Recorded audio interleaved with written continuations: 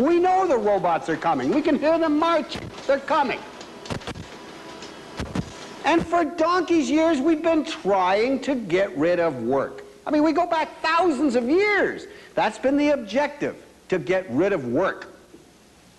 This seems strange, you know. We've got people running around trying to preserve jobs, create jobs, and so on. What do they want to do? Make us all Rosie the Riveter? You know, McLuhan made the statement that people get all upset because they don't know what's biting them. And I think we're in that kind of situation, that we don't know what's biting us. What's biting us, of course, is an anxiety attack. The microchip is radically altering our lifestyles, and we're not sure how. Good evening, I'm Sheldon Turcotte at the 52nd Annual Couchiching Conference, a forum for discussing topics of major concern to all Canadians. This year, the focus is on the microchip, the little silicon wafer that has already started to revolutionize the way we work, the way we live, and even think.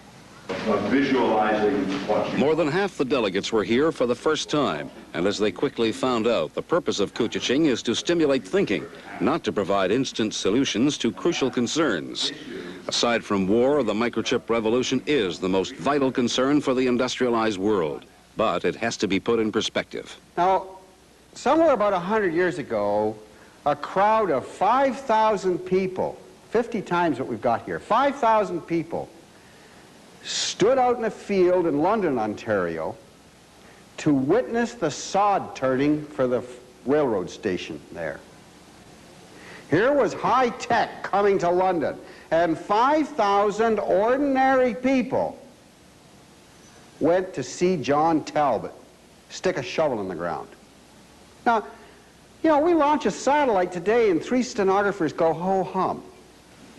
You don't find articles in the papers of those days decrying the fact that the track was brought in from England and the locomotives from Boston and so on. Oh, sure, there were the odd locomotives built by the local blacksmiths.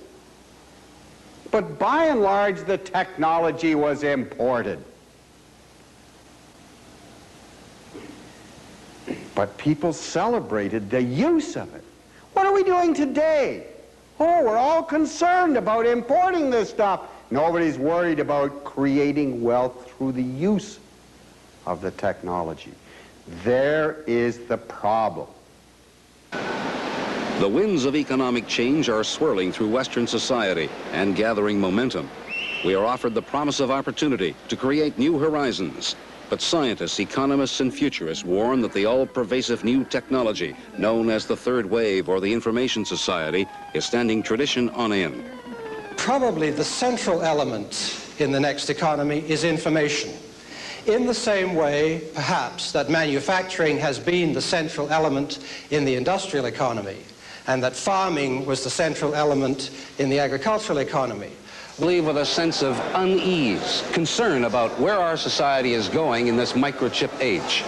Most of the experts here in their forecasts and analysis predicted massive dislocations in jobs, functions, and skills, and could only guess at the ripple effect this will have on the social structure as we know it. But all of this is not necessarily cause for despair. The delegates still remember the words of keynote speaker Bruce Thompson, that the microchip represents a magnificent opportunity for Canada. We have a challenge before us that I suggest to you is the greatest challenge that Canada has ever faced. We had a prime minister 100 years ago that did everything within the law and a heck of a lot without it to build a communication link across this country. Canada is a communications-oriented country. It grew the McLuhans, the Harold Inneses. All we've got to do is start and make it happen, recognizing that it's not just making the technology that counts, but learning how to create wealth through the use of it. That's the significant thing. And it shouldn't matter to us who makes the hardware any more than it mattered to those 5,000 people in London who was going to make the track. The question was, are we going to really get rich because that stuff is working? Are we going to learn to produce the requisite social synergy that will make us feel wealthy and make everybody else agree that we are? Thank you very much.